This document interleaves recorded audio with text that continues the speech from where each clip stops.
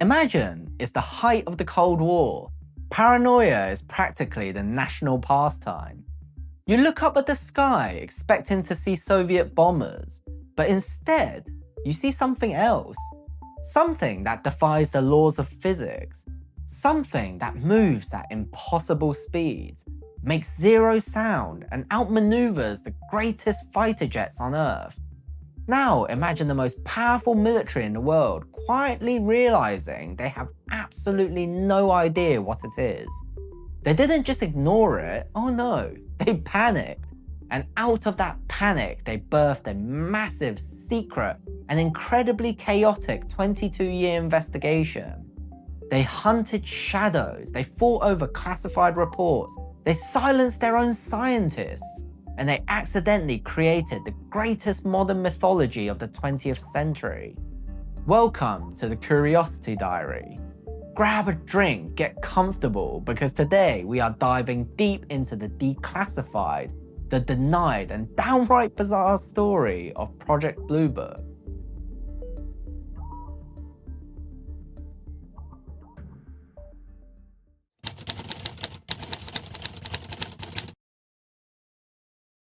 Alright, to understand how this whole bureaucratic circus started, we have to go back to the spark that lit the fire. It's June 24th, 1947. A private pilot named Kenneth Arnold is flying his little Cool Air A2 plane over the Cascade Mountains in Washington state. It's a beautifully clear Tuesday. Suddenly, a bright flash of light blinds him. He looks over near Mount Rainier and sees 9 shiny metallic objects flying in a V formation. But it's not just that they were there, it's how they moved. Arnold clocked them moving at around 1,200 miles per hour. Keep in mind, in 1947, the sound barrier hadn't even officially been broken yet. When reporters asked Arnold to describe their movement, he said they flew like a saucer if you skip it across the water. And boom, the media took that quote and ran it through the sensationalism machine, and the term flying saucer was born. Now, if you're the United States Air Force in 1947 and everyone and their mothers starts reporting flying saucers hovering over military bases, you don't just laugh it off, you lose your absolute mind. Are they Soviet spycraft? Are they secret Nazi weapons spirited away after the war? Or are they something else entirely? So, in 1948, the Air Force establishes the very first official UFO investigation program. They called it Project Sign. Now, here is a secret the government really didn't want you to know for a very long time. The folks at Project Sign, they actually took their job seriously. They gathered radar data, they interviewed pilots, and they compiled a massive, highly classified document called the Estimate of the Situation. And their conclusion? They concluded that the best possible explanation for these objects was that they were interplanetary. Yeah, the US's military's own hand-picked team essentially said, guys, we think it's aliens. Well, as you can imagine, when that report hit the desk of Air Force Chief of Staff, General Hoyt Vandenberg, he did not exactly crack open the champagne to celebrate first contact. He rejected the report due to a lack of physical evidence and ordered every single copy of the Estimate of the Situation to be gathered up and burned. And with those ashes, Project Sign was dead. The brass decided that if the investigators were going to come up with answers they didn't like, they just needed to change the investigators.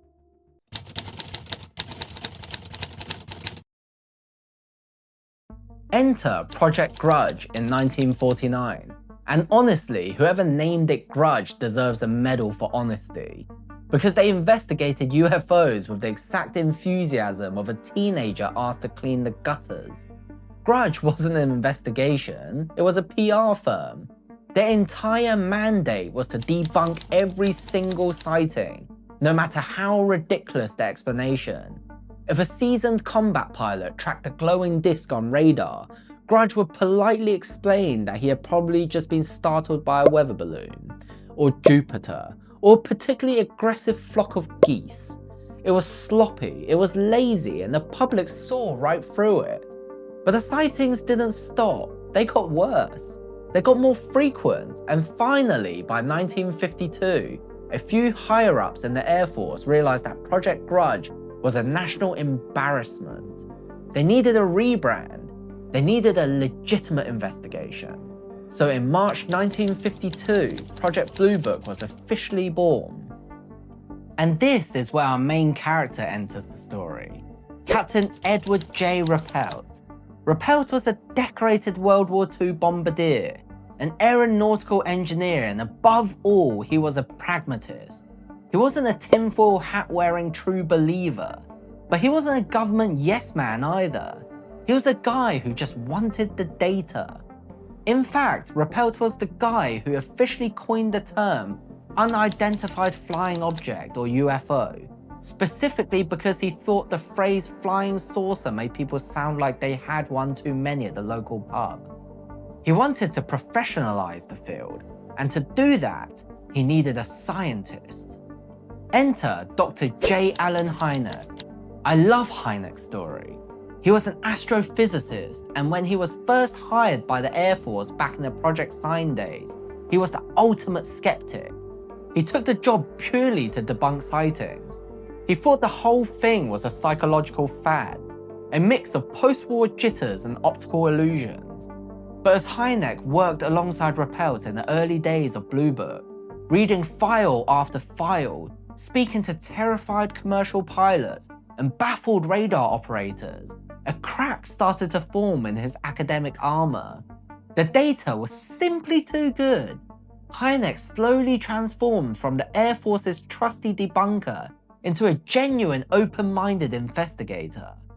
And it's a good thing Ruppelt and Hynek were gearing up, because the summer of 1952 was about to deliver the most insane UFO event in American history, the Washington D.C. flap.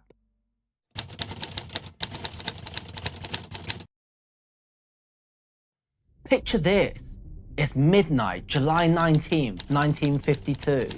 Air traffic controllers at Washington National Airport are staring at their radar scopes. Suddenly, 7 massive blips appear. They aren't commercial flights, they aren't military, and they are moving at speeds that are literally breaking the radar equipment's ability to track them. We're talking 7,000 miles per hour. And where are they flying? Right over the White House, right over the Capitol building. Restricted airspace. The operators frantically call Andrews Air Force Base. Andrews says we're tracking them too, and we can see them out the window. They look like glowing orange spheres. The Air Force scrambles F-94 interceptor jets. As the jets roar over Washington D.C., the radar operators watch in absolute disbelief as the glowing spheres literally play cat and mouse with the fighter pilots. The jets would move in for a lock, and the spheres would instantly shoot straight up into the stratosphere, wait for the jets to run low on fuel and leave, and then drop right back down over the White House. This happens not just once, but 2 weekends in a row. The newspapers go ballistic. Headlines across the country are screaming about flying saucers buzzing the Capitol. President Harry Truman gets on the phone to Captain Ruppelt directly and asks what the hell is going on in my sky. And Ruppelt, sitting in his office at Wright-Patterson Air Force Base, basically has to tell the Commander-in-Chief, "Sir, we have absolutely no idea." That moment right there, that was the turning point. Because the government didn't look at the Washington flap and think, wow, we need to solve this scientific mystery. They looked at it and thought, this is a massive security threat. Not because they thought the UFOs were going to laser beam the Capitol, but because during those 2 weekends, military switchboards were completely jammed with civilians calling in to report lights in the sky. The CIA realized that if the Soviets wanted to launch a surprise nuclear attack, all they had to do was fly a few shiny balloons over major cities, wait for the public to panic, and clogged the communication lines, and then dropped the bombs. The UFOs weren't the threat. We were the threat. Our panic was the threat. So the CIA stepped in. In 1953, they convened a secret group called the Robertson Panel. They gathered a bunch of elite scientists, shoved a mountain of Blue Book data in front of them. The Robertson Panel concluded that UFOs were not a direct threat to the US, but the public's interest in them was. Their official recommendation was completely paradigm shifting. They ordered the military to strip UFOs of their mystery. They mandated a public relations campaign to debunk sightings, humiliate witnesses, and essentially make anyone who talked about flying saucers look like an absolute lunatic. And just like that, the golden age of Project Blue Book was over. Captain Ruppelt, frustrated and exhausted by the bureaucracy tying his hands, eventually left the Air Force. Tragically, he died of a heart attack a few years later at the age of just 37. With Ruppelt gone, Blue Book was gutted. It was downgraded from a genuine scientific inquiry back to a glorified PR desk.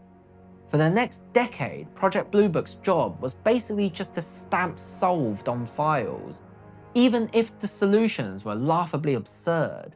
Which brings us to Dr. J. Allen Hynek's darkest hour, the swamp gas incident of 1966.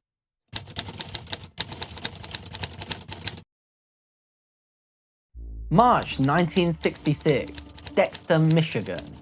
Over 100 witnesses, including police officers, report seeing glowing, football-shaped objects hovering over a marsh farm. The public demands answers. The Air Force sends in their trusty consultant, Dr. Hynek. Now, Hynek at this point is deeply conflicted. He knows there's a real mystery here. He knows Blue Book is a sham. But the Air Force bosses are breathing down his neck, demanding he give the press a mundane explanation immediately. They practically shove him in front of a microphone. Hynek, under immense pressure, suggests that maybe, just maybe, the glowing lights were caused by decaying vegetation in the marsh spontaneously combusting. Marsh gas, or as the press immortalized it, swamp gas. The backlash was biblical. The public felt insulted. The police officers who saw the craft were furious.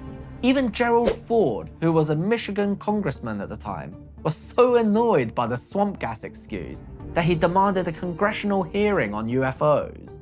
It was a complete disaster for the Air Force, and Hynek was left holding the bag. It was the moment he realized he could no longer play the government's game. The swamp gas fiasco was the beginning of the end. The Air Force realized Project Blue Book was no longer calming the public. It was actively making them angrier. They needed an excuse to shut the whole thing down once and for all. So they passed the buck to the University of Colorado, funding a supposedly independent study led by a physicist named Edward Condon. But the Condon's committee was rigged from the start. A memo was literally leaked showing the committee organizers planning to trick the public into thinking they were being objective, while fully intending to dismiss the UFO phenomenon entirely. Unsurprisingly, in 1968, the Condon report was published, and it concluded that over the last 2 decades, nothing of scientific value had been learned from studying UFOs, and further investigation was completely unnecessary. On December 17, 1969, the Secretary of the Air Force officially announced the termination of Project Blue Book. Over its 22-year lifespan, from Sign to Grudge to Blue Book, the program collected 12,618 reported sightings, and despite their absolute best, most desperate efforts to debunk every single one, 701 of those cases remained officially unidentified. They closed the doors, locked the filing cabinets, and told the American public to go home, look at the ground, and stop asking questions. But here's the wonderful irony of Project Blue Book. By trying to cover it up, By lying, by blaming everything on weather balloons and swamp gas, the government didn't kill the UFO mystery. They poured gasoline on it. They created the modern conspiracy culture. They alienated brilliant minds like Dr. J. Allen Hynek, who went on to found his own civilian UFO research center and created the Close Encounters classification system. Project Blue Book was designed to be a definitive answer. Instead, it became a 12,000-page monument to the fact that the universe is far stranger than we are willing to admit, and that sometimes the people in charge are just as terrified of the dark as the rest of us. If you enjoyed peeling back the layers of this bureaucratic nightmare with me, make sure you hit that subscribe button, and trust me, the diary is full of stories way stranger than this one.